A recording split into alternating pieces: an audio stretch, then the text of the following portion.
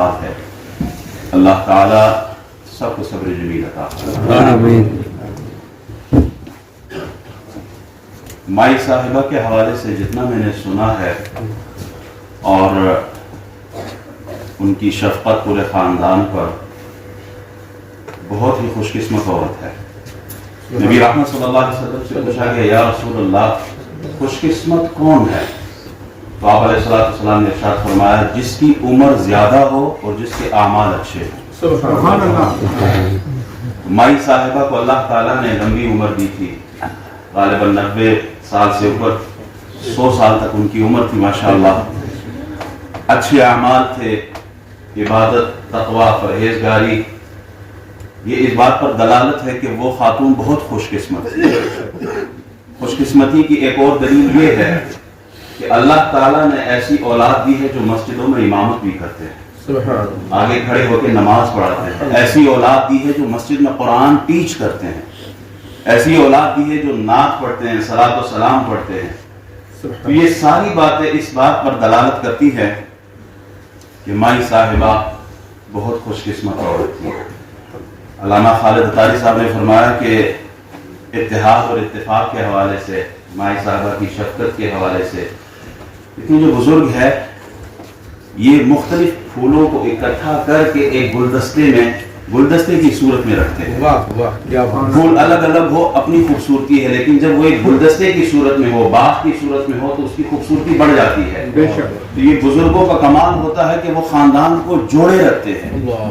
یہاں کوئی بھی ایسا شخص نہیں ہے جس کے خاندان سے کوئی انتقال نہ کر گیا ہو. ہر آدمی کے گھر سے، خاندان میں سے، رشتہ داروں میں سے کوئی نہ کوئی فوت ہوا ہے. اسپیشلی وہ اس بات کو فیل کرتے ہوں گے جب بزرگ جاتا ہے تو خاندان بکھر جاتا ہے. بزرگوں کی اہمیت کیا ہے وہ ہر شخص جانتا ہے، علماء کو بیان کرنے کی بھی حاجت نہیں. Everybody knows about the importance of elders in the family. ان کی زندگی میں بھی ہم پر کچھ حقوق ہوتے ہیں، ان کے جانے کے بعد بھی ہم پر حقوق ہوتے ہیں. بے شک. ایک حق وہ جب آدمی اس دنیا کو چھوڑ کے چلا جاتا ہے تو اولاد پر کیا ہے. وہ حضرت عبداللہ بن عمر رضی اللہ تعالیٰ عنہ مکے کی گلیوں میں گزر رہے ہیں تو ایک آدمی کو دیکھا تو آپ نے اس آدمی کو کھڑا کیا، اس سے پوچھا کہ تم فلاں بن فلاں ہو؟ اس نے کہا ہاں میں اس آدمی کا بیٹا ہوں. تو آپ نے اپنی بہترین سواری اسے تحفے میں دے دی اور اپنے سر کا امامہ اتارا اور اس کے سر پہ رکھا. تو ساتھ ایک شخص کھڑا، اس نے کہا حضور یہ کیا کیا آپ نے؟ بہترین سواری بھی دے دی، اپنے سر کا امامہ اتار کر اس کو دے دیا. یہ اعرابی لوگ تو چھوٹے سے تحفے میں بھی خوش ہو جاتے ہیں. آپ نے اتنی عزت کیوں دی ہے، کیا وجہ ہے؟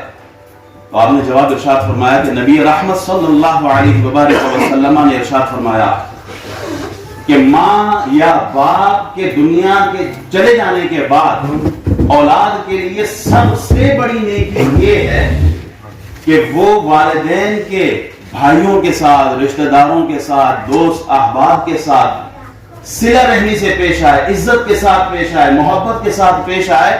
تو یہ اولاد کی سب سے بڑی نیکی ہوتی ہے. یہ میرے والد کے دوست کے بیٹے تھے، اس لیے میں نے ان کی اتنی عزت کی ہے، اس لیے ان کا اتنا احترام کیا ہے، اتنی رسپیکٹ دی ہے، تاکہ میں اس کیٹیگری میں آؤں جس کے لیے تعریف کی گئی ہے، جس کے لیے کہا گیا کہ یہ بہت اچھے لوگ ہیں، نیکی ہے. تو ہم سب اپنے خاندانوں میں دیکھیں، ہمارے والدین کا جس سے تعلق تھا اس سے اس تعلق کو قائم رکھے، رشتے کو قائم رکھے، اس سے اسی طرح محبت کرے جس طرح ہماری والدہ محبت کرتی تھی، جس طرح ہمارے والد محبت کرتے تھے. آپس کے تعلقات کو مضبوط رکھنا ہے. فیملی یہ تو رحمت ہے.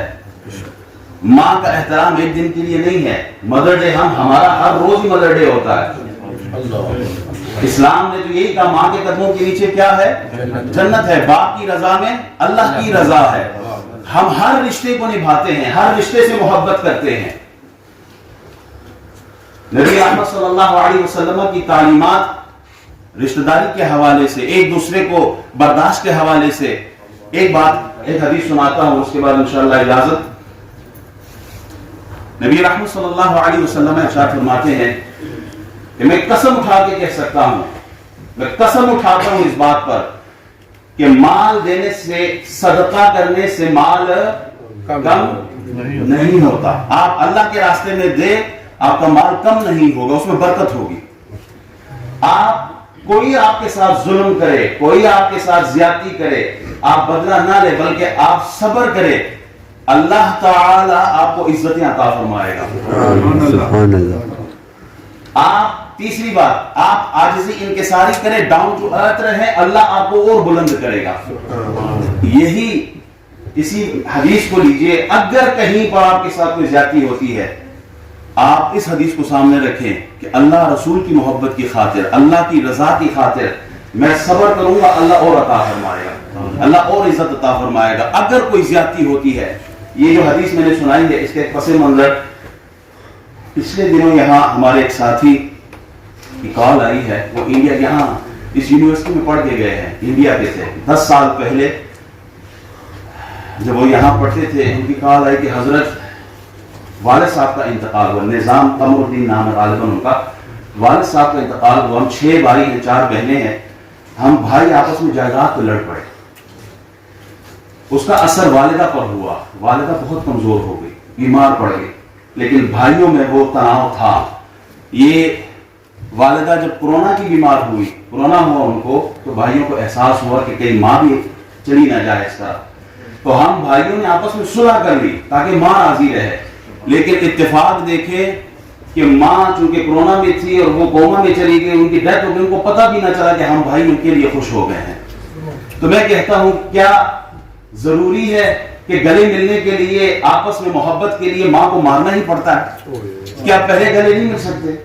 کیا پہلے محبت سے نہیں رہ سکتے؟ کیا مرنا ضروری ہے؟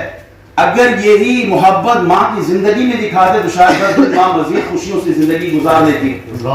تو ہمیں آپس میں اس طرح رہنا ہے، بھائیوں کی طرح. رسول اللہ صلی اللہ علیہ وسلم نے جب مکہ سے ہجرت فرمائی مدینہ شریف کی طرف، تو آپ نے پہلے مسجد نہیں بنائی، آپ نے پہلے مہاجرین کو انصار کا بھائی بھائی بنایا ہے. پہلے محبت سکھائی ان کو کہ آپس میں بھائیوں کی طرح رہو. وہ خونی رشتے نہیں تھے، وہ ایمان کا رشتہ تھا. ہم تو الحمدللہ ایمان کا رشتہ بھی ہے، خونی رشتے بھی ہیں. جو قطع تعلقی ہوتی ہے، جو ایک دوسرے سے دوری ہوتی ہے، جو اتحاد اتفاق نہیں رکھتے بزرگوں کے چلے جانے کے بعد، بس تیرا تیرا اور میرا میرا کا جو نعرہ لگاتے ہیں، ان کے لیے یہ حدیث. رسول اللہ صلی اللہ علیہ وسلم ارشاد فرماتے ہیں، وہ آدمی کہ جو قطع تعلق کرتا ہے، کنشپ توڑتا ہے، ریلیشن شپ ختم کرتا ہے، تساں اپنا کام تیرا ہوتا ہے، اسا اپنے کام تے. ایسے شخص کی مغفرت تو شب قدر میں بھی نہیں ہوتی. ایسا آدمی لیلۃ القدر میں بھی اس کی مغفرت نہیں ہوتی، شب برات میں اس کی مغفرت نہیں ہوتی، جو تعلق توڑتا ہے.